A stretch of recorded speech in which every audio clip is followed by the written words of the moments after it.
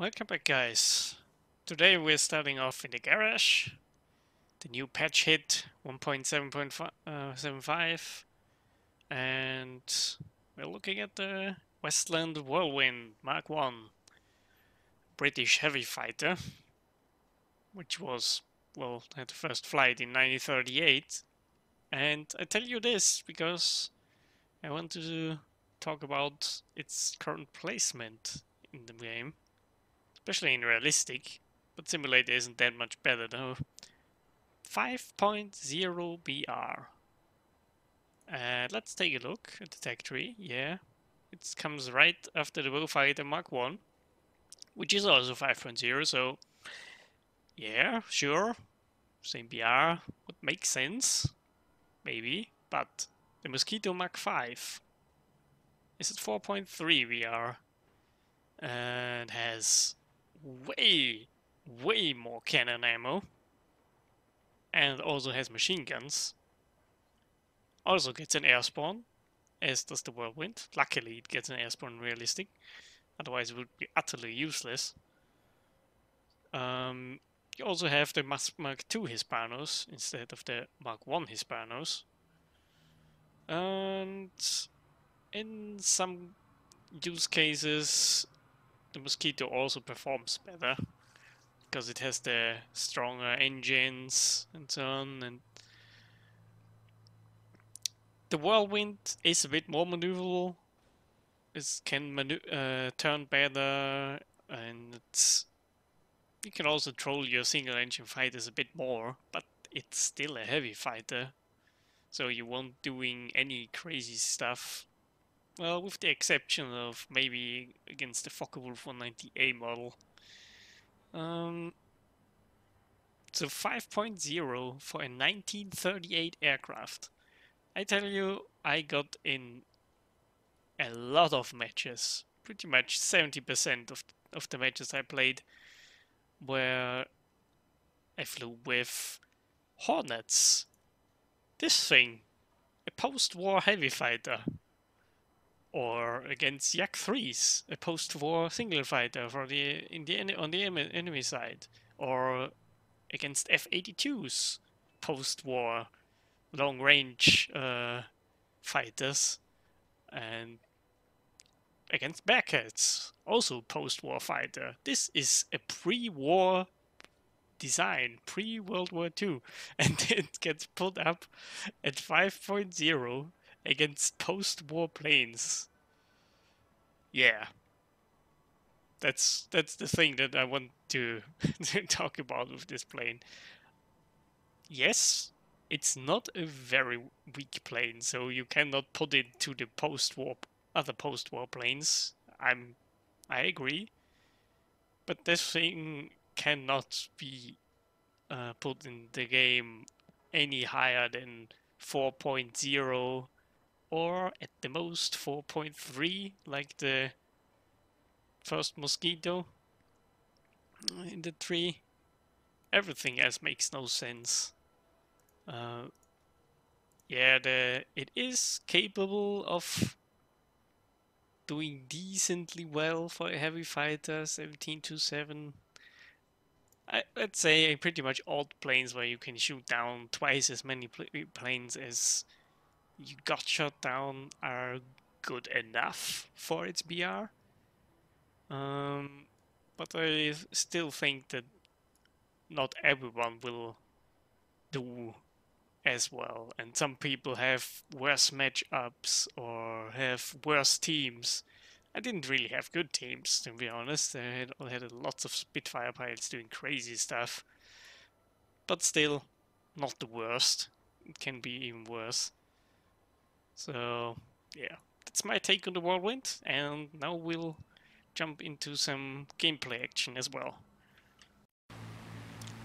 And I'm back with the gameplay of a quick match, or at least a part of it. And I'm at 5.4 kilometers. F-82s are coming in. Focke-Wulf 190A from the American 3, the premium one. and it's me and another Whirlwind at high altitude, way in front of the enemy. Even though historically the Whirlwind was used in low altitude canal defense and shooting gunboats, this thing performs at least, well, decently well at high altitude, even above the rated top speed altitude. You're not gonna break any records. You're, as I said earlier, pre-World War II aircraft, so your speed is not on par with the enemy. Definitely not. But it was something here. You heard the engine RPM go down. This thing has carburetor. It has no engine injection, which can, well, negate negative G forces on the engine, so you definitely have to watch out for that. Don't pull negative Gs when maneuvering against the enemy. And I'm trying to do a diving attack on this P-47 here, but I break off and regain my altitude with the energy I still have. Luckily, I have an energy advantage over pretty much all of those enemies. Otherwise, I would be dead here, being alone.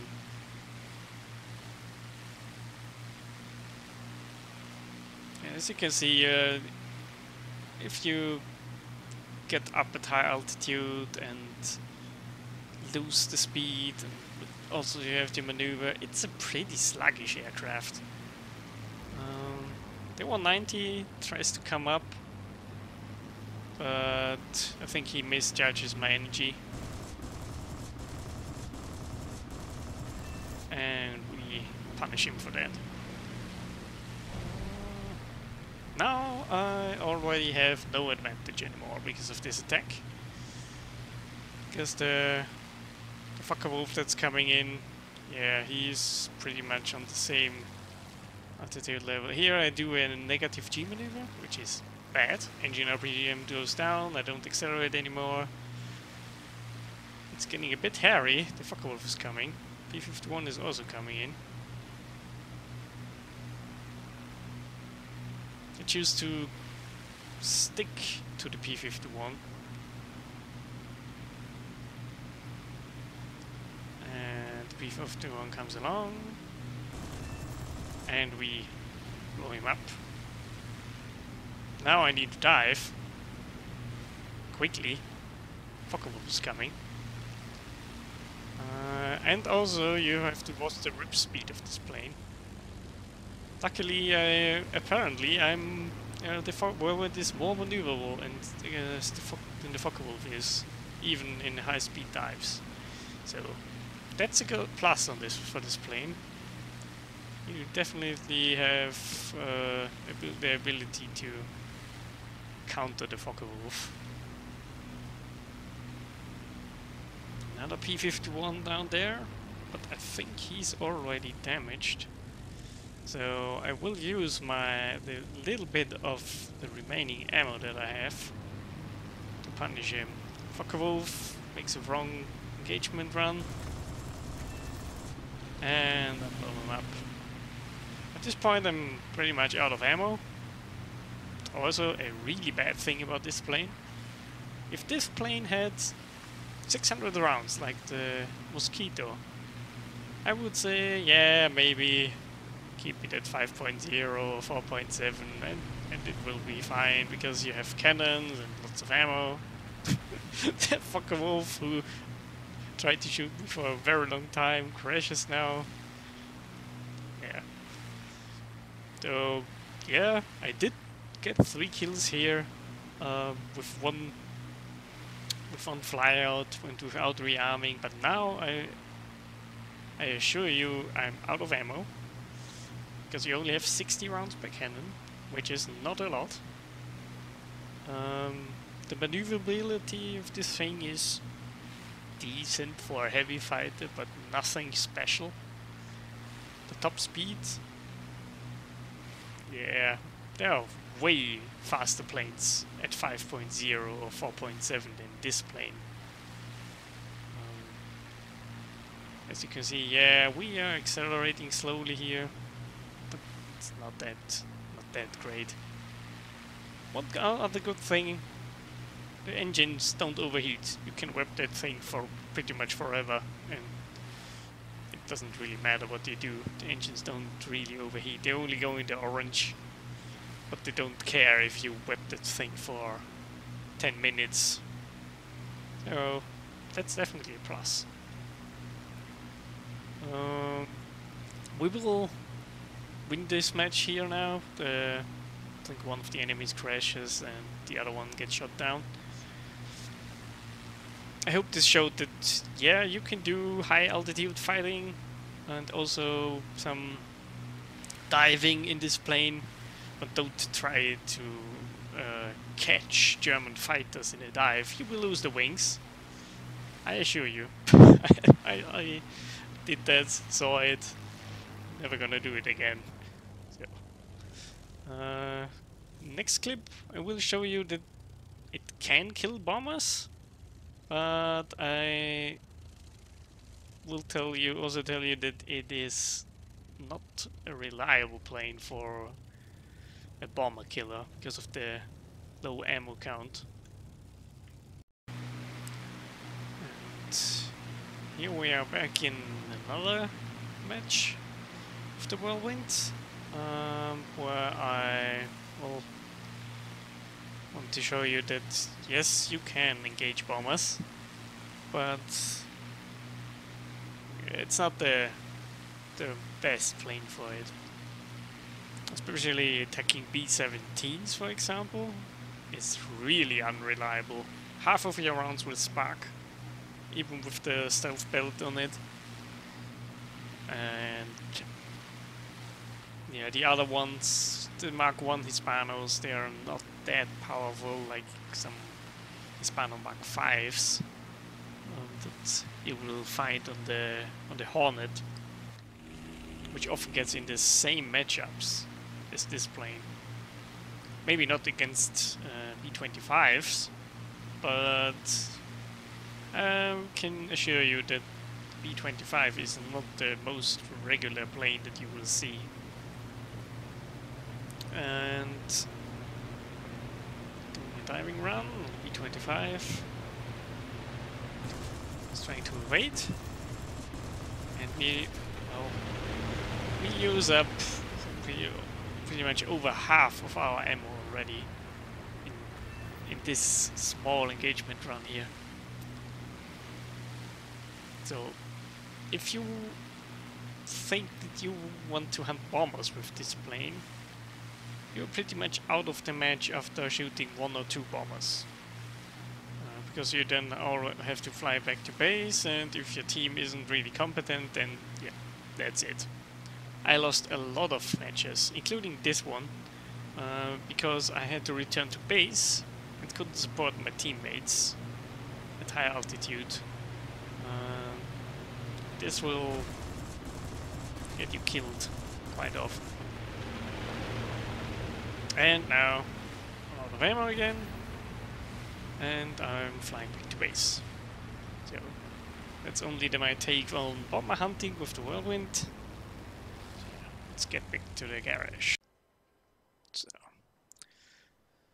back in the hangar. So, I hope this small clips and my opinions about it summed up the Whirlwind.